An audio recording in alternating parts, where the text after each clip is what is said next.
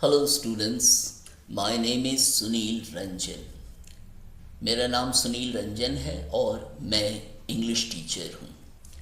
अभी के इस सेशन में मैं आपके लिए blow blow the winter wind कविता का हिंदी रूपांतर लेकर आया हूँ।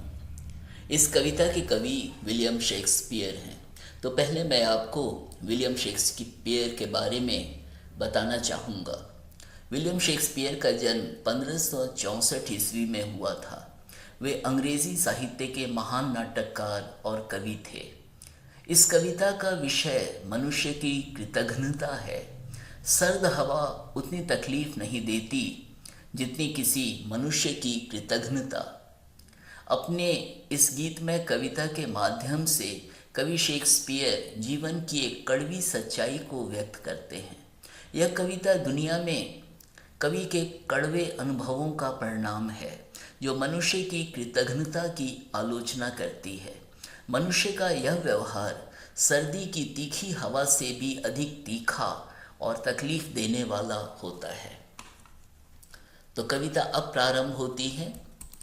Blow, blow, thou winter wind, thou art not so unkind, as man's ingratitude, thy tooth is not so keen, because thou art not seen, although thy breath be rude.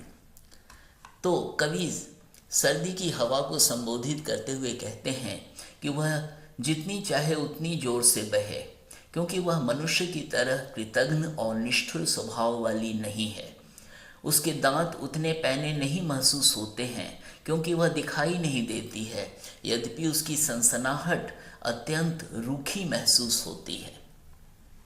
आगे बढ़ते हैं। Hey ho sing, hey ho unto the green holly, hey ho sing, hey ho unto the green holly, most friendship is feigning, most loving mere folly, then hey ho the holly, this life is most jolly. कवि सदाबहार हरे पेड़ हॉली की तरह अपनी मस्ती और धुन में गाने लगते हैं और कहते हैं कि मित्रता तो प्रायः दिखावा होती है और प्रेम प्रायः सिर्फ नादानी और बेवकूफ़ी। इतना कहकर कवि फिर अपनी मस्ती की लय में आकर जिंदगी को अत्यंत खुशनुमा एहसास मानकर गाने लगते हैं। फिर आगे बढ़ते हैं। Freeze freeze thou bitter sky that dost not bite so nigh, as benefits forgot, though thou the waters warp, thy sting is not so sharp, as friend remembered not. तो इसका अर्थ है, कवि अत्यंत ठंडे पड़े आकाश को संबोधित करते हुए उसे ठंड से जम जाने को कहते हैं, क्योंकि उससे उन्हें वह तकलीफ नहीं होगी जो तकलीफ धन्यवाद देने के बजाय उनके मित्र उन्हें देते हैं, जब वे कवि के दिए गए सहयोग को भी भूल जाते हैं। कवि कहते हैं कि यद्यपि जल जमा हुआ है, फिर भी उसकी ठंड उतनी नहीं चुभती और तकलीफ पहुंचाती है जितनी तकलीफ उन मित्रों से होती है जो उन्हें याद रखने की परवाह भी नहीं करते। दुनिया के सर्द चेहरे जमे हुए जल से अधिक तकलीफ देते हैं।